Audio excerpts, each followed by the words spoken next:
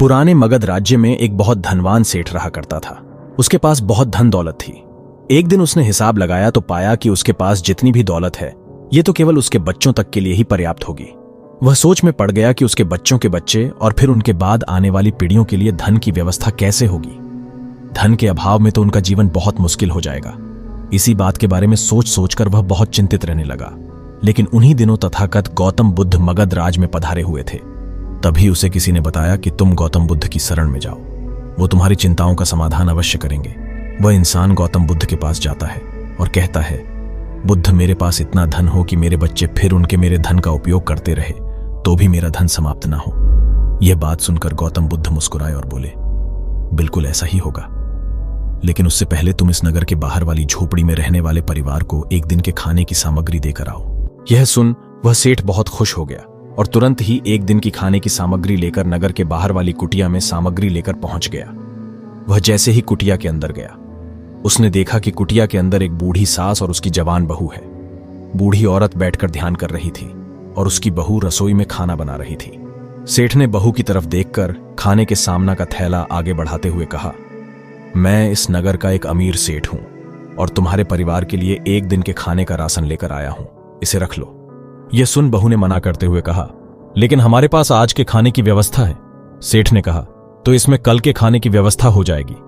उस औरत ने कहा, माफ करें, लेकिन हमने अगले दिन के लिए भी इकट्ठा के नहीं रखते हैं, हम रोज के खाने रोज ही करते हैं। यह सुन उस सेठ ने सोचा, एक ये लोग हैं जो अपने कल के लिए भी इकट्ठा नहीं करते और एक मैं हूं जो अपने आने वाली कई पीढ़ियों के लिए धन इकट्ठा करने की चिंता में मरा जा रहा हूं। अब उस सेठ को समझ आ चुका था कि आखिर गौतम बुद्ध ने उसे नगर के बाहर वाली कुटिया में क्यों भेजा था। अगले दिन सुबह होते ही वह सेठ फिर गौतम बुद्ध के पास पहुंच गया और बोला, आप जो मुझे समझाना चाहते थे वो मैं समझ गया हूं, लेकिन क्या आप मुझे थोड़ा विस्तार से बताएंगे कि चिंता होती क्या है या कैसे पैदा होती है और इसका निवारण क्या है।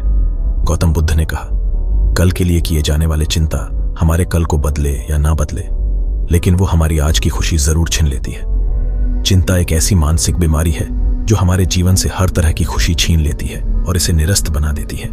असल में चिंता का कोई वास्तविक अस्तित्व नहीं होता। चिंता एक ऐसा भाव है, ऐसा विचार है जो आने वाले भविष्य के डर से पैदा होता है। जिन चीजों के ऊपर हमारा कोई नियंत्रण नहीं, जिनके लिए हम कुछ भी नहीं कर सकते, उन चीजों के बारे में बार बार सोचना ही तो चिंता है। गौतम बुद्ध ने आगे कहा, जरा एक बार गहराई से सोचकर देखो कि जिन चीजों में तुम्हारा बिल्कुल भी नियंत्रण नहीं, जिन्हें तुम चाहकर भी नहीं बदल सकते, अगर उन चीजों के बारे में तुम पूरा दिन ना भी सोचो तो क्या बिगड़ जाएगा। यह सुन उस इंसान ने कहा, बुद्ध, तो क्या आपके कहने का अर्थ यह है कि हम किसी भी चीज या घटना के बारे में सोचना ही छोड़ दें? बुद्ध ने कहा, जीवन में जो भी समस्या आई है या फिर आने वाली है उसके बारे में विचार करके उसका समाधान निकालना, यह तो हमारे बुद्धि का धर्म है। लेकिन उसी समस्या के बारे में निरंतर, लगातार, बार बार सोचना, यह एक मानसिक बीमारी है। जब हमारा दिमाग किसी एक घटना, किसी एक विचार में अटक कर रह जाता है, उसी एक चीज या घटना के बारे में पूरे दिन सोचता रहता है, बस उसी चीज में ठहर कर रह जाता है, तो ऐसा विचार हमारे जीवन से सारी खुशी, सारा चैन, सारा आनंद छीन लेता है। चिंता करने का सीधा सा अर्थ है कि जो हमारे जीवन में हुआ ही नहीं उसके बारे में व्यर्थ सोचते रहना। बुद्ध ने सेठ की तरफ इशारा करते हुए कहा, आखिर सोच सोचकर तुम क्या बदल लोगे, लेकिन हां, अगर तुम उसके लिए कुछ कर रहे हो तो जरूर कुछ बदलाव ला सकते हो। लेकिन अगर उस चीज या घटना के बारे में तुम बार बार सोचना छोड़ दोगे तो कुछ भी नहीं बिगड़ने वाला। तो क्यों सोचते रहते हो एक ही बात के बारे में? क्यों अपनी हर खुशी और जीवन की शांति को अपने ही हाथों उजाड़ रहे हो? लोग भविष्य की जिन घटनाओं के बारे में सोच सोचकर परेशान होते रहते हैं, उनमें से ज्यादातर घटनाएं तो उनके जीवन में कभी घटती ही नहीं। चिंता करने से तुम्हारी आने वाली समस्याओं का समाधान नहीं होने वाला, लेकिन तुम्हारा आज का सुख चैन जरूर चला जाएगा। तुम एक बात का अनुभव करना कि चिंता से भरा एक घटना तुम्हें पूरे दिन की मेहनत से भी ज्यादा थका देता है। असल अगर आप भी हर बात पर चिंता करने की आदत से परेशान हैं, तो आपको बिस्ट प्रसिद्ध लेखक डेल कार्नेगी के द्वारा चिंता पर लिखी गई अब तक के सबसे बेस्ट बुक एक बार जरूर पढ़नी चाहिए, जिसका नाम है how to stop worrying and start living, यानी चिंता छोड़ जिससे सारी इच्छाएं पूरी होंगी। ऐसा सोचने लगता है, लेकिन जीवन ना तो भविष्य में है और ना ही अतीत में। जीवन तो इस पल का नाम है, अर्थात इस पल का अनुभव ही जीवन का अनुभव है। और हम ये सब जानते हुए भी इस सत्य से अनजान बने रहते हैं। या तो हम बीते हुए समय की यादों में खोए रहे हैं या आने वाले समय की योजनाएं बनाते हैं और हमारा जीवन बीत जाता है। सिर्फ एक सत्य अगर हम अपने अंदर उतार लें कि ना हम बीते ही विकल्प को बदल सकते हैं और ना ही हम आने वाले भविष्य को देख सकते हैं, हम तो केवल पूरे धैर्य और साहस के साथ भविष्य का स्वागत कर सकते हैं, उसे स्वीकार कर सकते हैं। तो क्या ऐसा कारण है अगर हमें जीवन का हर क्षण जीवन से नहीं भर जाएगा? सेठ ने कहा, बुद्ध, बात तो आप ठीक ही कह रहे हैं, लेकिन कितनी भी कोशिश कर लो चिंता तो होती ही है, ज्यादा नहीं तो। घर परिवार की चिंता तो रहती ही है। बुद्ध ने कहा, चिंता होना स्वाभाविक है, लेकिन उस चिंता को चिंतन में बदलना हमारा काम है। चलो तुम्हें एक बात स्मरण कराता हूं जो तुम पहले से ही जानते हो। तुम्हारे आने से पहले भी ये संसार था, परिवार था, और जब तुम इस दुनिया से चले जाओ, तुम्हारे आने और जाने से इसमें कुछ ज्यादा बदलाव नहीं आया। वैसे भी तुम्हारे आने से पूर्व और जाने के बाद का समय तुम्हारे हाथ में है ही नहीं। तुम्हारे हाथ में है केवल और केवल वो समय जिसे तुम अभी जी रही हो, वो समय जिसमें मैं तो यही कहूंगा कि हर इंसान को चिंतन करना चाहिए, चिंतन करना चाहिए इस बात का कि कैसे इस समय का अधिक से अधिक उपयोग किया जा सकता है, कैसे अधिक से अधिक महान कार्य हम कर सकें, कैसे हम समय आनंद बाढ़ सकें। ध्यान रखना कि चिंता इंसान को उसकी जीवन को ज्यादा गंभीरता से ना लेकर इसे पूरी ऊर्जा और आनंद के साथ वर्तमान जीने की कोशिश करनी चाहिए। सेठ ने आगे प्रश्न किया, लेकिन बुद्ध, अगर कोई इंसान चिंता से घिर चुका है तो वो इससे बाहर कैसे आए? गौतम बुद्ध ने कहा, क्या तुम कभी किसी बड़ी सुरंग से बाहर निकले हो? कितना भयानक अंधकार होता है सुरंग के अंदर।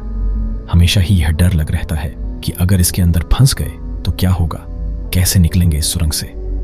अगर तुम्हारे जीवन में कभी भी उदासी और चिंता का पल आए तो रुकने के लिए, तुम्हारे जीवन के लिए प्रयास करते हैं तो हर छोटी छोटी बात के लिए चिंता करना छोड़ दें। जैसे ट्रैफिक में फंसने की चिंता, कोई छोटा मोटा पैसे का लॉस हो गया उसकी चिंता, आज ठंडा खाना खाना पड़ेगा इसकी चिंता, और ना जाने ऐसी कितनी फिजूल की चिंताएं।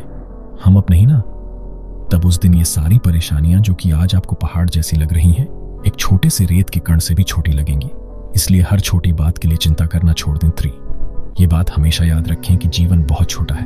आप आज, अभी और इसी पल भी मर सकते हैं। हम हर बात की चिंता इसलिए भी करते हैं क्योंकि हमें लगता है कि अभी हमारे पास बहुत समय है, हम बहुत सालों तक चिंता रहेंगे, मरते तो दूसरे लोग हैं।